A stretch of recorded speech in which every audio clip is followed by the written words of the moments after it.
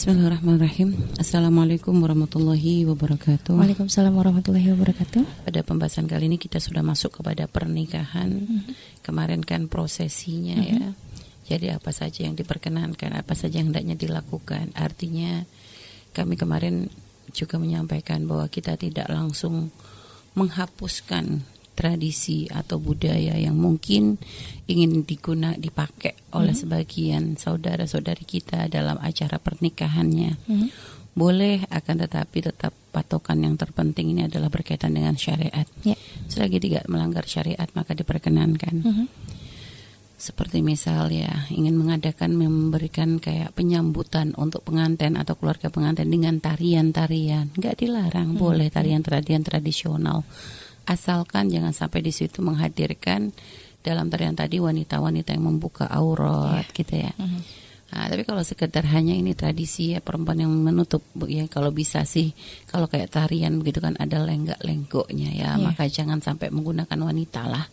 Pakai tarian-tarian yang mungkin bersifat lebih umum, kaum laki-laki yang mungkin melakukan ya dengan tarian-tarian yang ya mungkin adat Jawa yang kadang gerakan seperti gerakan kayak apa ya, kayak Gatot kaca, bukan biasa begitu, atau mungkin sebagian daerah seperti mungkin pernah kita dengar sebagian kayak daerah mungkin di Betawi gitu ya, ada kayak tradisi apa gitu ya. Ya selagi itu intinya gitulah, patokan kita syariat ya, artinya walaupun kadang-kadang sebagian orang ya dia sendiri mungkin dalam pernikahannya menerapkan syariat, tapi kadang dalam prosesnya itu orang-orang yang ikut terlibat itu ternyata tidak berurusan dengan, artinya ada pelanggaran. Kayak misalnya pengantinnya si kerudungan, nutup aurat, tapi itu tadi pengiringnya, penarinya itu ternyata membuka aurat. Nah inilah hal-hal begini loh yang harus kita teliti di situ gitu ya. Urusannya bukan hanya kita, keberkahan ini menyangkut keseluruhan. Jadi keberkahan dalam pernikahan ini menyangkut keseluruhan yang terlibat di dalam pernikahan kita. Makanya Umi sering sampaikan, jangan membahas ini kalau sudah tiba waktunya. Artinya ayo jauh-jauh hari kepada para akhwat, para ikhwan ya. Kalau pengen pernikahan yang benar-benar syar'i, jauh-jauh hari kita sudah woro-woro.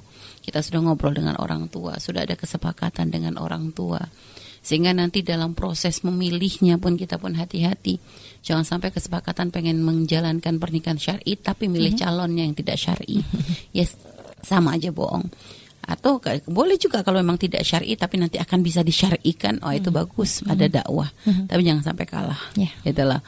Tapi kita harus bisa kuat, bisa meyakinkan bahwa kita nggak kalah. Maka itu boleh. Tapi kalau kita merasa nggak sanggup, dia kuasaannya lebih gede misalnya, sudah berarti mending menghindar karena khawatir gitu ya. Artinya kita benar-benar pengen pernikahan yang merupakan ibadah ini dari awal sampai akhirnya tuh semuanya ada nilai ibadah. Gitu. Nah, adapun kalau yang sudah pernah terlanjur, mohon maaf mungkin kepada para akhwat, para ikhwan yang sudah menikah, dulu pernah melakukan hal-hal seperti ini, ada prosesi yang salah atau apa, Allah Maha Pengampun, perbanyak istighfar. Setelah itu amalkan salah satu sabda Nabi, wa'atbi sayyi'ata al-hasanata tamhuha, lakukan keburukan yang pernah kita lakukan dengan kebaikan yang akan menghapus kesalahan kita tersebut. Anda mungkin pernah melakukan kesalahan dalam pernikahan Anda, dalam prosesi Anda, maka jadikan itu semangat untuk tidak boleh ada yang seperti itu setelah Anda. Apakah itu mungkin adik-adik, saudari-saudari Anda, atau mungkin putra-putri Anda. Maka itulah bentuk penyesalan yang sesungguhnya. Ya, dan yang sudah berlalu Allah Maha Pengampun. Apakah nanti pernikahan saya tidak berkah, Allah bisa merubah? Tidak ada yang mustahil gitu ya. Yang penting kita ada kesadaran, ada keinsyafan. Jangankan yang dari seorang muslim yang bertobat, seorang kafir bahkan yang tidak kenal Allah ketika dia bertobat seperti bayi yang baru lahir. Apalagi kita adalah seorang ahli iman dan Allah senantiasa membuka pintu-pintu pertobatan untuk kita dan terus memberikan kepada kesempatan, dan Allah terus memberikan kesempatan kepada kita untuk bisa berubah menjadi lebih baik lagi. Baik, sekarang kita masuk kepada pembahasan yang berkaitan dari masalah akad nikah ya, dan juga nanti resepsi. Yang ini kami tidak membahas dari persepsi syariat secara masalah hukum fikih ya. Kami gak bahas dari fikih secara rinci karena ini memang bukan pembahasan kita. Ini pembahasan secara umum saja. Mungkin kami hanya melihat, mengambil dari hal-hal yang kadang seringkali dilakukan oleh para oleh orang-orang gitu yang sekiranya nanti secara syariat ini nggak ketemu gitu ya. Maksudnya jadi pembahasan kami secara syariat secara umum, bukan kepada fikih secara khusus gitu ya. Karena sebenarnya pernikahan dalam Islam tuh sangat sederhana, nggak ada yang paling gampang melebihi pernikahan dalam Islam gitu ya. Dan penghafalan ijab kabul pun gampang banget ya, nggak mesti harus pakai bahasa Arab, bisa pakai bahasa Indonesia. Dan juga artinya sebenarnya sangat dipermudah urusannya. Adapun kalau sampai ada yang mengatakan itu ribet, itu bukan karena pernikahan secara Islam ribet, orangnya yang bikin ribet. Karena aslinya sangat-sangat sederhana. Yang penting ada suami, ada istri, ya, ada calon suami, calon istri, ada wali dari pihak perempuan, lalu ada syahidan, ada 2 syahid, lalu ada sirah itu untuk akad ijab kabulnya itu loh. Itu sudah cukup sebenarnya. Dan artinya syahid itu untuk pengantin laki, pengantin perempuan, wali itu pun bisa dengan taukil. Ya, jadi kalau misalnya kayak misal kasus-kasus pengantin lakinya ada di mana, pengantin perempuannya ada di mana, walinya ada di mana. Itu sebenarnya pun sangat sederhana, nggak perlu harus pakai pernikahan online atau apa. Ya kalau pas bener lancar, kalau putus tengah jalan tambah nanti pikirannya macam-macam, dianggap nanti malah suudon dengan Allah kan bisa jadi. Karena ada beberapa kadang pemahaman yang salah dari orang-orang kita gitu ya. Jadi kayaknya kalau dalam akad nikah kayak gak lancar, itu nanti pernikahannya gak bahagia, itu suatu kesalahan, gak ada begitu. Jadi seandainya misal nih ada calon mempelai lakinya ada di Amerika misalnya, calon mempelai perempuannya ada di Mesir, ternyata walinya ada di Mekah. Ini gimana? Ya boleh kalau misalnya wali pengen menikahkan, jadi nikahnya di Mekah tanpa, kalau pengantin laki nggak bisa datang, pengantin perempuan nggak bisa datang, nggak usah pusing. Tinggal nanti diwakilkan perempuan yang mewakilkan, yang laki mewakilkan gitu kan. Setelah itu pun karena apalagi kalau yang perempuan ibaratnya kalau sudah ibaratnya wali punya hak ya. Wali punya hak untuk menikahkan anak perempuan bahkan tanpa izinnya, yang jelas asalkan tidak ada adawah, nggak ada permusuhan antara wali dengan si perempuan tadi. Tapi tentu dalam Islam diajarkan sebenarnya adalah perempuan hendaknya ya diajak ngobrol lah, jangan langsung main karena ini kan yang menjalani adalah dia. Jadi tetap diajarkan aturan syariat ada, tapi pun Rasulullah pun mengajarkan keindahan dalam kehidupan kita supaya nanti bisa membangun keindahan dalam rumah tangga. Jadi dan artinya itu semua sangat mudah untuk dilakukan tanpa harus nanti pakai sambungan via online dan sebagainya. Cukup nanti dia mewakilkan, pihak laki-laki mewakilkan kepada seseorang yang dipercaya untuk nanti menjadi wakil dia untuk menikah. Itu sudah boleh. Bahkan kalau untuk yang perempuan tidak perlu hadir di tempat pun ya sangat gampang. Kami sendiri waktu nikah nggak hadir. Kami nggak hadir karena pernikahan waktu itu di mana, kami di mana gitu kan. Jadi ya nggak ada masalah gitu ya, nggak ada masalah. Nah, dan cuma ada beberapa hal yang kadang harus kita ada mulahadhah sedikit ya dari masalah akad nikah ini. Biasanya akad nikah, prosesi akad nikah itu masih belum halal selagi belum ada qabil tu nikah, itu belum sampai terucap. Maka pengantin laki dan pengantin laki dan pengantin perempuan ini belum halal. Hanya kadang sebagian di antara kita ini belum halal sudah dipaksain halal duluan. Sehingga akad nikahnya belum terlaksana, tapi nanti pengantinnya sudah disuruh duduk bareng. Bahkan tidak sedikit kadang dikerudungin bareng, gitu ya.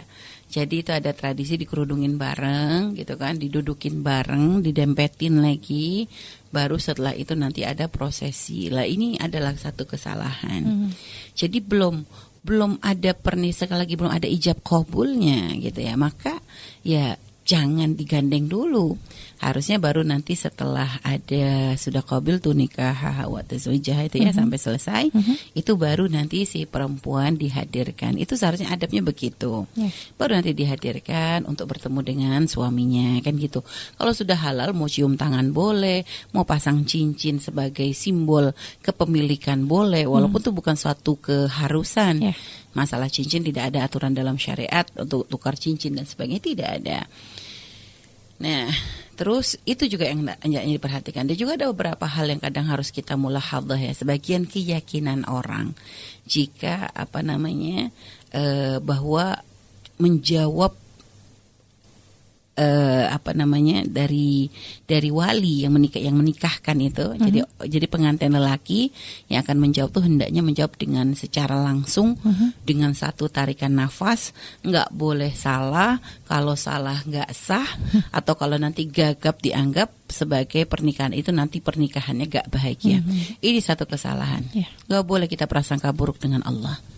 Namanya orang gagap tuh wajar. Ini pernikahan nih, mungkin pernikahan pertamanya dia grogi, perasaannya campur aduk, kebayang dia lagi jadi seorang imam, seorang laki-laki kan, habis ini dia jadi imam, dia ngambil anak perempuannya orang untuk menjadi pendamping, dia ini tanggung jawab berat, amanah di hadapan Allah, sehingga kadang menjadikan dia tuh gagap, sehingga akhirnya ngomongnya terpatah-patah.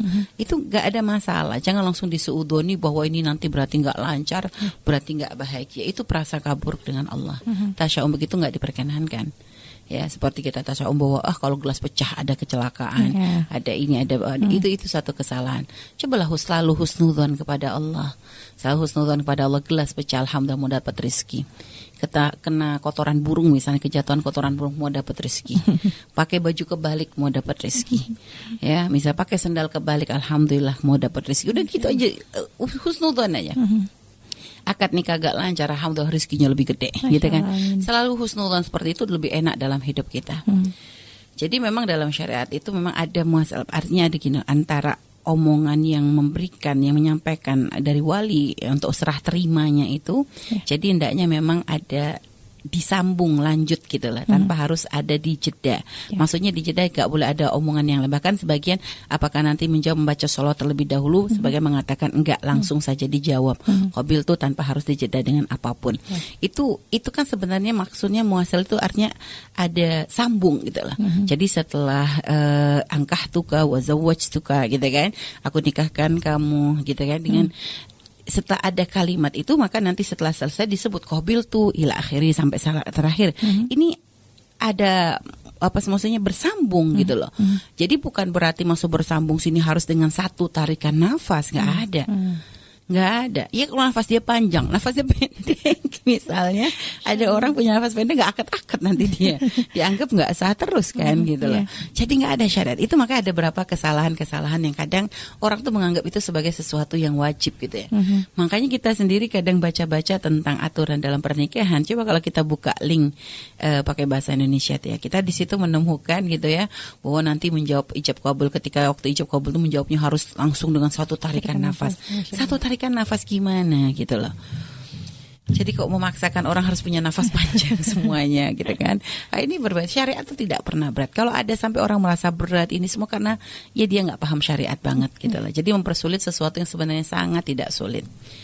Begitu pula nanti ada suatu keyakinan bahwa nanti jika seorang wali sudah, misalnya seorang wali tidak menikahkan putrinya secara langsung tapi menyerahkan kepada hakim atau seorang ustadz, seorang kiai untuk menjadi wakil ya, untuk menjadi wakil untuk menikahkan putrinya dengan seorang lelaki. Ini kadang nanti si walinya nggak boleh ada di tempat, dia harus ditaruh di tempat yang jauh atau disembunyiin. Ini dari mana? Jadi ada kesalahan-kesalahan kadang di dalam memahami teks Arab itu yang akhirnya diterapkan menjadi sesuatu yang lucu gitu ya. Jadi maksudnya sebenarnya wali itu bukan bahasanya tuh gini loh. Jadi kalau istilah dalam bahasa Arabnya, kalau sudah seorang wali mewakilkan kepada seseorang untuk menikahkan putrinya, maka si wali ini nggak boleh menjadi syahid. Syahid itu maksudnya saksi, bukan nggak boleh menyaksikan. Ini bedakan. Jadi syahid di sini nggak boleh menjadi syahid, maksudnya wali nggak boleh jadi merangkap jadi syahid. Jadi wali ya wali, gitu loh. Syahid ya syahid. Syahid itu saksi, kan tadi disuruh ada 2 saksi kan gitu. Jadi bukan nggak boleh menyaksikan. Nah inilah ada kesalahan. Jadi seorang bapak kalau misalnya dia tidak bisa menikahkan putrinya secara langsung, dia mendampingi putrinya juga nggak ada masalah. Dia duduk di tempat, oh iya dong ini prosesi putrinya, harusnya dia berada di tempat tersebut. Jadi bukannya nggak boleh dia itu untuk duduk di situ. Lah ini kan ada banyak kesalahan ya kan. Maka inilah hal-hal yang kadang perlu diluruskan. Dan sebenarnya nggak ada ribet ya, dalam syariat tidak ada ribet. Bahkan Nabi sendiri pun dalam menikahkan putrinya sangat-sangat mudah dan sangat-sangat sederhana gitu ya. Dan tidak ada aturan-aturan khusus ya, hanya itu tadi ada aturan secara fikihnya harus ada ini gitu. Jadi terus nanti siapa saja yang berhak menjadi walinya. Jadi hal-hal seperti itu saja, syahidnya siapa saja. Itu saja sih sebenarnya. Ini tujuannya adalah untuk untuk menjaga. Sebenarnya buktinya, fungsinya saksi juga ini adalah tujuannya adalah supaya nanti ibaratnya kadang kan nggak semua akad kadang dihadiri banyak orang. Minimal dengan 2 saksi menjadi bukti bahwa akad nikah telah terlaksana. Karena kalau dulu kan nggak ada aturan pakai surat nikah. Sehingga orang kalau sudah ada syahid pun tanpa ada surat nikah pun sudah sah secara hukum syariat. Kayak pernikahan siri misalnya, kan ada sebagian pernikahan siri yang nggak pakai surat. Itu secara hukum syariat sudah sah. Hanya mungkin secara negara dianggap masih belum. Artinya apa? Ketika negara menganggap belum sah bukan berarti tidak sah secara syariat. Hanya negara tidak bisa memberikan perlindungan. Jika nanti ada kedzaliman, seorang istri mengaku kepada mahkamah hakim gitu ya, bahwa saya dizalimi oleh suami saya. Loh, mana surat nikahmu? Saya nggak punya. Loh, gimana bisa hakim itu akan memberikan pertolongan? Wong kamu secara negara nggak tertulis sebagai seorang yang menikah, tiba-tiba kamu mengaku bahwa suamimu zalim, ya nggak bisa membantu gitu loh. Makanya sebenarnya dari hukum ini tuh bukan mengatakan bahwa kalau seandainya siri itu tidak sah. Ada sebagian menganggap siri itu dianggap nggak sah. Bukan tidak sah secara negara, bukan secara agama. Kalau secara syariat sah, secara syariat sah. Jadi nggak ada masalah sebenarnya siri itu, asalkan benar ya, asalkan benar. Dan ini urusan dengan Allah, artinya nggak sampai ngada-ngada gitu, bukan membuat-buat ngaku-ngaku siri padahal nggak ada seperti itu ya itu haram, hati-hati gitu, jangan main-main main-main urusan pernikahan, nanti bisa sampai jatuh ke hukum zina kan gitu. Jadi nggak boleh sembarangan juga, dengan tentunya harus mengerti hukum. Tapi maksudnya kalau memang dia sudah membenarkan sesuai dengan rukun-rukun nikah yang memang sudah yang berlaku gitu, maka sebenarnya walaupun tidak resmi secara negara itu sudah sah. Sama seperti perceraian juga, perceraian yang kadang tidak resmi secara negara. Asalkan seorang suami sudah mengatakan kamu aku cerai, kamu aku talak, kamu ya sudah, itu dengan bahasa yang soreh seperti itu, walaupun belum tercatat secara hukum negara, maka sudah jatuh cerai gitu loh. Nah, jadi ada sebagian tuh kalau belum negara kayak belum resmi cerai, sehingga kadang dianggap perempuan belum, nggak boleh kalau memang sudah keluar masa iddah misalnya, walaupun secara negara belum ketok palu, itu sebenarnya sudah boleh dia menikah lagi. Hanya ini nanti kalau hukum negara nanti bisa bermasalah karena dianggap secara hukum negara kok masih belum tertulis sebagai bercerai, kok dia nikah lagi, ini kan kayak main-main. Jadi begitu hukum negara, karena kan kita berada di negara yang punya hukum-hukum gitu. Nah, ini hal-hal sebenarnya berkaitan dengan masalah akad nikah. Bahkan Nabi kita Nabi Muhammad SAW sangat menyederhanakan dalam prosesnya. Ada khutbah nikah yang sangat ma'ruf sekali, yang tentunya lah yang sudah dipahami oleh sebanyak orang tentang ada khutbah nikah. Setelah itu baru ada khutbah, ya ada khutbah gitu ya. Jadi setelah khutbah itu sebelum khutbah nanti dalam pernikahan, lalu setelah itu dilanjut dengan ijab qabul. Jadi seperti itu aturannya, tidak ada aturan khusus. Adapun kalau masalah mahar itu tidak ada aturan berapa sih mahar yang harus diberikan seseorang dalam pernikahan dalam Islam, tidak ada. Yang penting mahar itu bukan termasuk rukun pernikahan. Jadi seandainya mahar tidak disebut pun tidak menjadi satu hal yang menjadi sebab pernikahan itu tidak sah. Tapi mahar ini adalah sesuatu yang wajib diberikan oleh seorang lelaki kepada istrinya, seorang suami kepada istrinya. Nah, mahar ini boleh diberikan secara langsung, boleh juga ngutang. Jadi nggak ada masalah. Dan tidak ada aturan mahar seperti apa, hanya bahkan sampai dikatakan khairun nikah aisaruhu, paling bagusnya pernikahan itu yang paling mudah. Artinya semuanya jangan bikin ribet. Orang tua jangan bikin ribet, si perempuan jangan bikin ribet, si lelaki jangan bikin ribut. Semuanya dengan kesadaran bahwa yang dicari adalah keberkahannya. Sampai dikatakan inna a'dhaman nikah barokatan aisaruhu maunatan.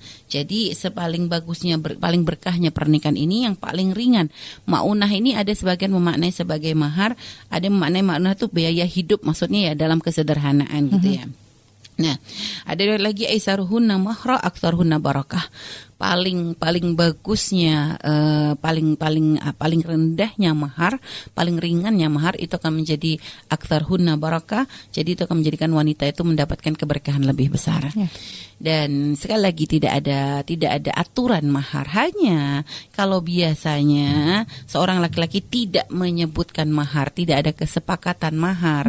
Jadi dari awal tidak membahas mahar, tiba-tiba sudah terjadi akad nikah, maka nanti dianggap mahar si wanita ini ini seperti akan dijatuhi hukum dengan mahar mithil.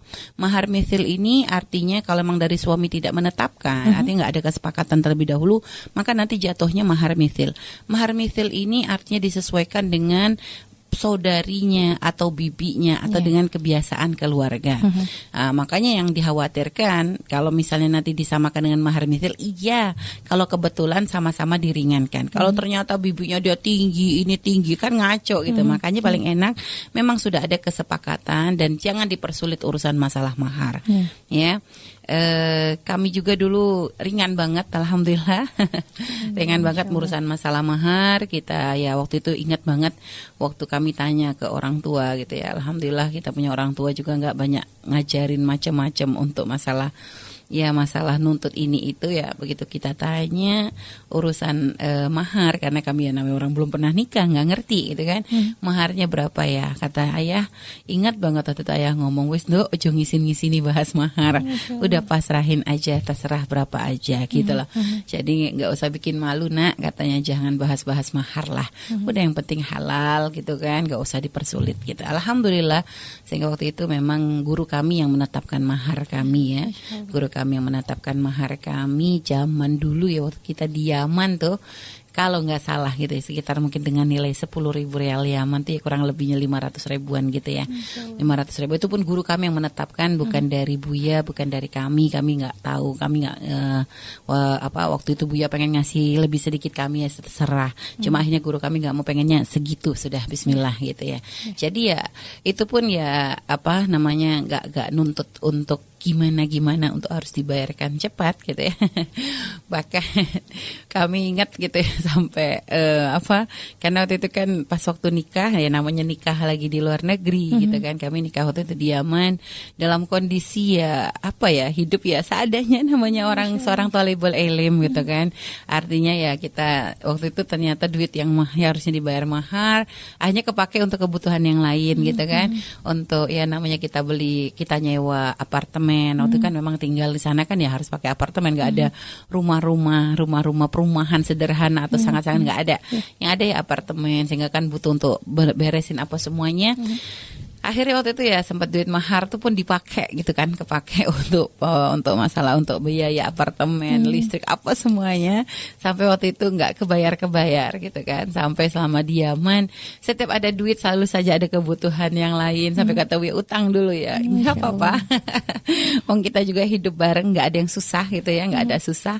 Sampai akhirnya kelupaan, Umi lupa juga gitu kalau ternyata mahar tuh belum dibayar. Buya juga lupa.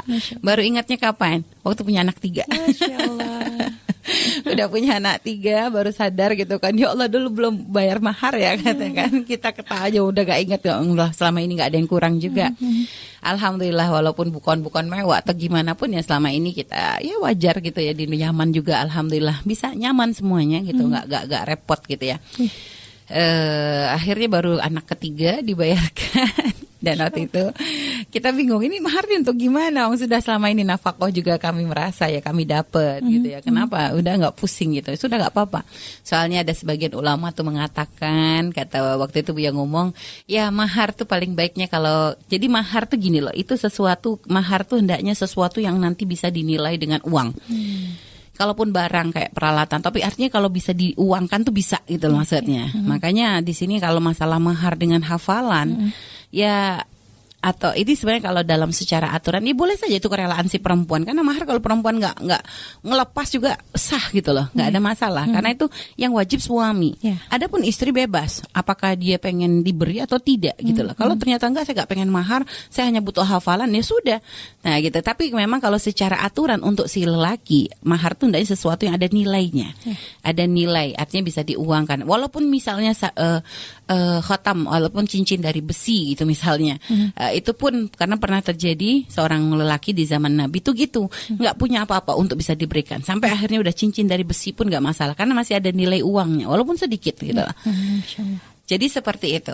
Akhirnya waktu itu kami kan ya memang kami nggak menetapkan, waktu itu udah Buya waktu kami punya anak 3 itu udah di Indonesia ya. Waktu di Indonesia, waktu itu masih di Cirebon tapi belum di tempat yang sekarang. Kami masih waktu itu di rumah kami yang ada di kota gitu, di Karangjalak itu. Nah itu waktu itu baru ingat kalau mahar belum terbayar, dibayarkan. Setelah itu waktu itu kan kita bingung untuk apa nih gitu. Ya Buya ingat nasihat seorang ulama, kalau mahar tuh uang berkah. Uang mahar tuh uang berkah. Sehingga ya gunakan saja untuk sesuatu yang sekiranya itu nanti jangka panjang. Aja kami ingat waktu itu uang itu kami gunakan untuk naruh ikan di kolam. Tujuannya apa? Biar nanti dimakan tamu gak habis-habis. Jadi kalau nanti ada acara sama santri mau Anda kasih tamu atau apa, sudah pakai dari itu kolam itu gitu ya. Jadi itu ya alhamdulillah berkah gitu ya. Jadi kadang kalau lagi pengen mancing nanti untuk makan bareng-bareng sama santri, kalau ada ini untuk alhamdulillah gitu ya. Jadi ya ini sekedar ini saja, berbagi kisah saja, artinya ya tidak usah dipersulit urusan masalah mahar dan sebagainya. Jadi jangan sampai nanti kita mentarget atau apalagi kayak kenapa ya? Karena gini loh, seorang wanita ketika dia kayak menetapkan maharku harus sekian. Ini nanti walaupun seseorang memang benar seorang laki-laki kalau memang dia mampu memberikan banyak mahar berikan. Tapi jangan sampai itu tuh tuntutan dari si istri. Karena nanti nilai rasanya tuh beda. Seorang wanita coba walaupun misalnya mampu, gini aja lah kayak kita gini loh. Kayak Umi atau Nadia aja, Nadia pengen memberikan sesuatu ke Umi. Nadia mampu, Umi mau minta apa saja. Itu Nadia bisa gitu ya. Tapi ketika nanti Umi nuntut, Nadia kasih Umi ini dong gitu. Ada rasa yang berbeda. Walaupun sebenarnya misalnya Nadia memang niat untuk memberi pun gitu ya. Nadia Umi denger nih, Nadia minta pengen untuk memberi, nggak taunya sebenarnya Nadia sudah pengen memberi ini, nggak taunya Umi menuntutnya dengan yang berbeda misalnya. Nah dia mampu, tapi ada rasa yang berbeda. Ada tidak nyaman, pasti tuh. Ada rasa tidak nyaman ketika Umi mengatakan, nah dia nanti kalau pengen ngasih Umi ini aja ya, gitu ya. Jangan yang lainnya, ini aja sudah. Dengan bahasa mungkin ya, itu pasti Nadia akan merasakan sesuatu kok kayak begitu, gitulah. Nah itu sebenarnya akan merendahkan kita sebagai seorang wanita, menjadikan kita mungkin tidak dihormati. Makanya para wanita sudahlah nggak usah pusing ya. Artinya paling berkah yang paling ringan. Mudahkan apa untuk urusan menuju pintu halal ya, dan insya Allah selalu berharap kepada Allah semoga pernikahan yang terjadi ini menjadi pernikahan menjadi sebab kebaikan kita dunia akhirat. Kan itu kan intinya adalah di situ ya. Allah alam bisawab. Baik, Masya Allah, kita akan lanjut di sesi kedua ya Umi. Insya Allah setelah ini masih ada kelanjutannya. Kita akan break sejenak tentunya. Kepada sahabatku tetap stay bersama kami di Radioku Inspirasi Spirit Hati. Mengenai tingginya mahar Umi, jika dalam masyarakat umum itu sering ada keyakinan bahwa semakin tinggi mahar itu maka semakin dianggap terhormat, itu seperti apa Umi? Itulah makanya kata kami tadi ada kesalahan-kesalahan yang kadang sering terjadi gitu ya, menjadikan mahar itu kayak patokan kehormatan. Padahal Sayyidina Umar Amirul Mukminin Sayyidina Umar radhiyallahu anhu pernah berkata bahwasanya jangan kalian tuh meninggikan mahar wanita, karena jika memang kata beliau jika memang tingginya mahar ini termasuk kemuliaan di dunia atau itu adalah satu bentuk ketakwaan di akhirat, tentulah Nabi SAW itu yang paling pertama melaksanakannya. Masya Allah. Jadi kata beliau kalau memang benar itu sebagai tanda kemuliaan di dunia atau di akhirat, Nabi yang paling praktek duluan. Tapi pun ternyata Nabi sangat menyederhanakan, bahkan untuk putri tersayangnya, putri yang paling dicinta Nabi itu Sayyidah Fatimah Zahra, menikah tidak dipilihkan seorang lelaki yang paling kaya. Padahal waktu itu yang meminta Sayyidah Fatimah nggak main-main. Ya, banyak dari sahabat-sahabat pembesar sahabat ya yang meminta beliau, dari Sayyidina Abu Bakar, dari Sayyidina Umar, Abdurrahman bin Auf, itu adalah paling kayanya lelaki saat itu.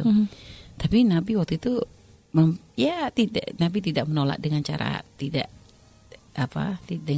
dengan kasar. Nabi hanya menunggu petunjuk dari Allah. Itu isyarat bahwa beliau menolak secara halus.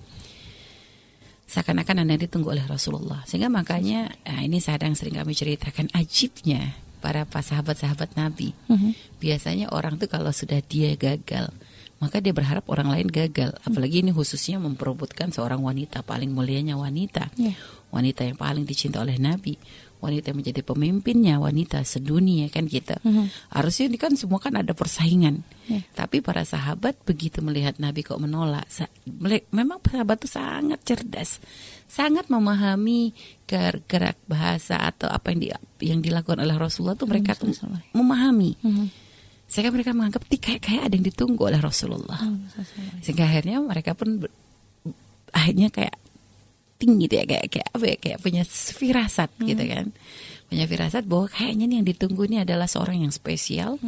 Dan mereka melihat bahwa yang memang paling spesial, orang yang tidak pernah menyembah berhala, orang yang paling termasuk di antara minasabiqinal awwalin, orang yang pertama beriman ya kepada Rasulullah dari orang-orang terdahulu. Saya itu orang yang rela mengorbankan dirinya untuk menggantikan Rasulullah ketika Nabi akan hijrah. Hanya mereka tuh menangkap isyarat itu. Ada disebut sebagai batal, sebagai pahlawannya orang Muslim. Mereka menangkap itu, akhirnya buru-buru mereka datang. Sayyidina Umar, Sayyidina Abu Bakar, semuanya para pembesar sahabat datang kepada Imam Ali. Karena kamu ngelamar, cepat lamar Sayyidah Fatimah. Akhirnya Imam Ali tidak punya apa-apa, nggak pede beliau, nggak punya apa-apa, nggak punya sesuatu yang pantas untuk diberikan kepada paling bagusnya wanita. Hanya kata para sahabat, sudah kamu maju dulu. Sampai akhirnya begitu datang kepada Rasulullah tuh langsung secara spontan, ada apa wahai Ibnul Am gitu kan. Jadi Rasulullah lalu menyambut, dan akhirnya Sayyidina Ali pun memberanikan diri untuk meminta Sayyidah Fatimah dan langsung disambut oleh Rasulullah. Seakan-akan memang beliau lah yang dinanti oleh Nabi. Jadi lihat, dan Sayyidina Ali itu nggak punya apa-apa saat itu. Sampai waktu itu Nabi nanya, kamu ada sesuatu nggak untuk persiapan pernikahan?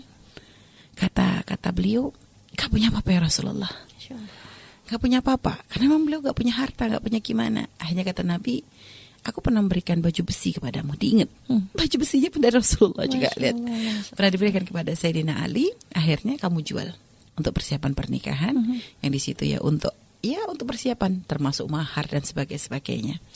Akhirnya waktu itu baju besi tersebut dijual, dan ada seorang sahabat Nabi yang ingin mengambil keberkahannya, membeli pun dengan harga yang agak ditinggikan. Karena di penghargaan dijual dengan berapa ratus dirham itu, yang akhirnya itulah digunakan untuk membeli keperluan seadanya, hanya untuk membeli minyak wangi untuk pengantin ya. Waktu itu Sayyidah Aisyah pun mengatakan sangat-sangat sederhana sekali.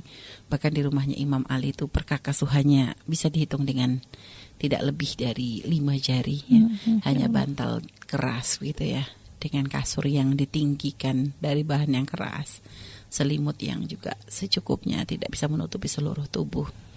Hanya ada geribah untuk mengambil air ya. Setelah itu ada gelas ya dari barang perkakas yang sangat-sangat sederhana sekali. Ada penggiling gandum ya untuk membuat roti. Itu saja. Tidak, bukan apa ya, bukan yang mewah yang kadang makanya kadang kalau ngelihat pernikahan kita sendiri itu, aduh ya Allah gitu ya, kita kadang ada sebagian orang masih mengeluh gitu ya. Padahal kalau lihat pernikahan Sayyidah Fatimah sangat-sangat sederhana, dan tidak ada beliau tuh persiapan baju pernikahan yang mewah ya. Bahkan pada waktu itu pun Nabi pun ketika pernikahan Sayyidah Fatimah itu memang tidak mengadakan setelah akad nikah begitu, tidak mengadakan resepsi gede-gedean. Jadi Nabi waktu itu hanya seadanya membagikan makanan kurma atau begitu. Hanya saja Sayyidina Hamzah, paman Nabi Muhammad SAW, yang merasa sangat bahagia ketika Sayyidina Ali menikah. Yang satu ini adalah cucu, berarti kan Sayyidah Fatimah ini kan cucu dari Sayyidina Hamzah karena putra dari Rasulullah. Yang satunya adalah kalau Sayyidina Ali keponakan, berarti Sayyidina Ali kan putra dari Sayyidina Abu Thalib, sedangkan Sayyidah Fatimah putri dari Rasulullah. Berarti cucu ketemu ponakan kan gitu. Saking berbahagianya, maka saat itu Sayyidina Hamzah yang membiayai. Beliau memotong berapa ekor, ada memotong onta atau apa dalam riwayat, dan beliau membagikan sampai kata Sayyidina Anas, kami semua tuh kekenyangan di dalam acara pernikahan Sayyidah Fatimah. Tapi ini bukan dari Nabi, dari Sayyidah Hamzah. Itulah waktu itu. Karena memang waktu itu Nabi belum punya sesuatu, tapi ini yang penting pernikahan dipersegerakan karena dicari keberkahannya, dan tidak mengurangi keberkahan dalam pernikahan tersebut. Karena dari pernikahan itulah terlahirnya orang-orang mulia. Sayyidina Hasan, Sayyidina Husain, dua pemuda ahli syurga. Sayyidah Zainab Al-Kubra, Sayyidina Ummi Kulthum. Jadi benar-benar orang mulia, yang dari situ akhirnya lahirlah keturunan orang-orang mulia sampai hari ini gitu ya. Yang mereka semua banyak di antara mereka yang menjadi ulama-ulama besar, yang menjadi penyambung lisannya Rasulullah Sallallahu Alaihi Wasallam dari pernikahan yang sangat-sangat sederhana. Adalah artinya nggak usah kita yang merasa diberi mahar, jangan berkecil hati, karena menjadikan keberkahan dalam pernikahan bukan besar kecilnya mahar, tapi ketika kita memang memasuki pernikahan dengan niat yang tulus karena Allah, lalu kita berupaya menjalankan syariat Allah dengan semampunya kita, maka di situ Allah akan berikan keberkahan yang sangat besar, insya Allah. Masya Allah.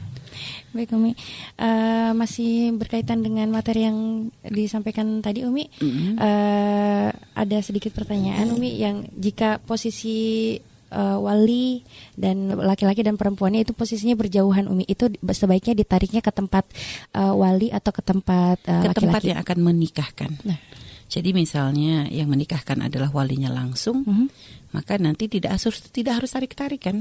Jadi bisa ibaratnya dari pihak pengantin laki-laki bisa mewakilkan kepada seseorang yang paling dekat dengan yang orang yang amanah. Tapi yang ini harus amanah loh, karena kalau nggak amanah bahaya, bisa diambil sama dia nanti. Bisa aja kita awalnya dia niat jadi taukil, tapi diambil sendiri bisa. Makanya harus benar-benar yang amanah. Jadi gitu.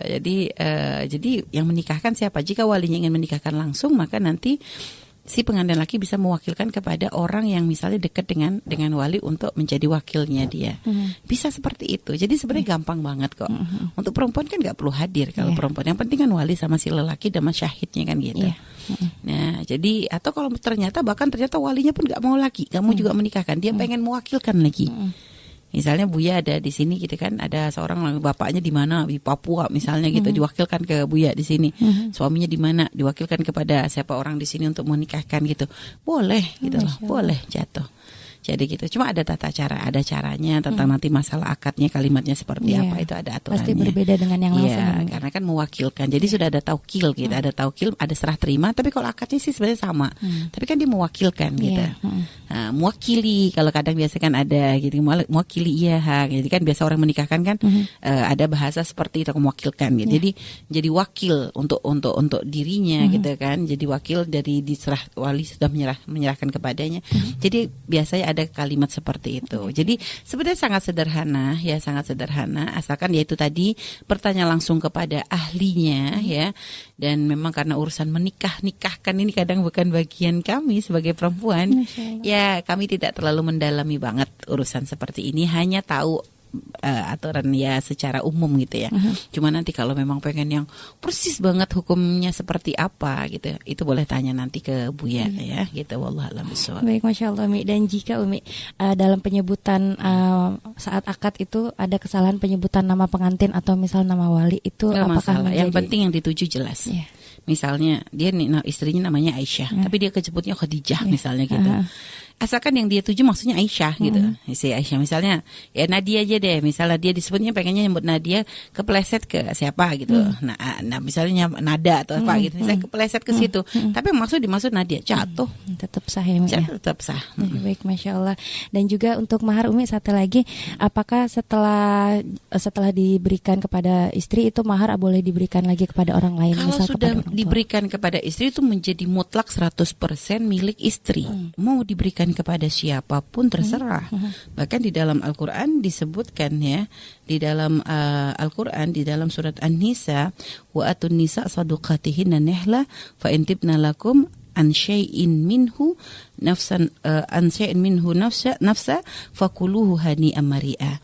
Jadi berikan mahar itu kepada wanita yang kamu nikahi sebagai pemberian dengan penuh kerelaan. Kemudian jika mereka menyerahkan kepada kamu sebagian dari mahar itu dengan senang hati, maka makanlah gitulah, fakulu, gitu kan? Jadi makanlah, ambillah pemberian itu sebagai makanan yang sedap lagi baik akibatnya gitulah. Jadi artinya bukan sesuatu yang, jadi boleh. Jadi selagi yang jelas gini loh, mahar itu milik mutlak seorang istri. Suami ngambil mahar dosa. Tapi kalau ternyata diberikan dengan kerelaan istri, boleh. Itu ya. Tapi kalau suami mengambil, saya dulu pernah ngasih mahar, sini balikin ke saya, itu kurang ajar, nggak boleh. Bukan hak, itu berarti ngerampas ya, ngerampok dia, nggak diperkenankan. Tapi kalau istri memberikan kepada suami, atau kamu diberikan kepada orang lain, kepada ibunya kayak, atau kepada saudara atau siapa, bebas, itu milik dia. Itu ya. Jadi sama seperti hukum gimana sodakoh, seorang istri sodakoh nggak izin. Kalau harta itu harta miliknya sendiri, maka tidak pakai izin juga nggak masalah. Harta dia kok. Tapi tentu yang paling bagus adalah ketika kita ingin melakukan kebaikan, hendaknya ada komunikasi antara suami istri agar semuanya sama-sama baik. Ya, gitu ya. Masya Allah.